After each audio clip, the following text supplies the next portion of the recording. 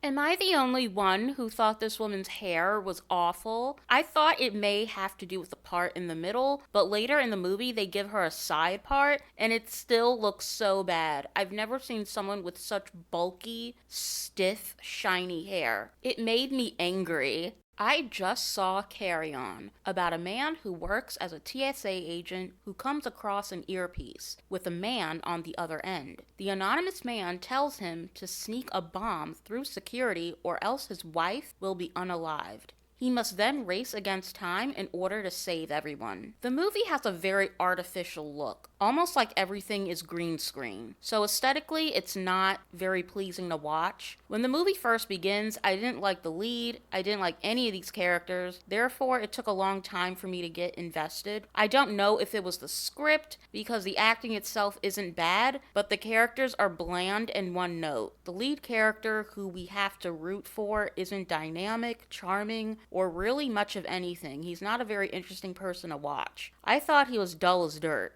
I don't know if it was the actor himself or just the script was weak. I think someone like Denzel Washington or Colin Farrell would have been perfect for this. These newer actors just don't hit like they used to. The premise itself is something I would usually be into, but again, since I didn't like the characters, I didn't care what happened. The second half of the movie by far improves immensely because things start to pick up. There's a lot of suspense, and I'm happy to say that there were a few things I didn't see coming. It was also nice to see Dean Norris, although he's not given much to do. Maybe he should have been the lead. Another big problem I had was the casting of the antagonist. It was hard to see them as a threat. They weren't intimidating, and every time they spoke, it was almost like they were giving a comedic one-liner. And the film itself doesn't have humor. It didn't mesh well. Jason Bateman needs to stick to comedy, but despite not liking the villain, the movie didn't hit the mark if I'm still rooting for the villains and want to see the hero's downfall. Overall, I give this a 4.5 out of 10 and I don't recommend.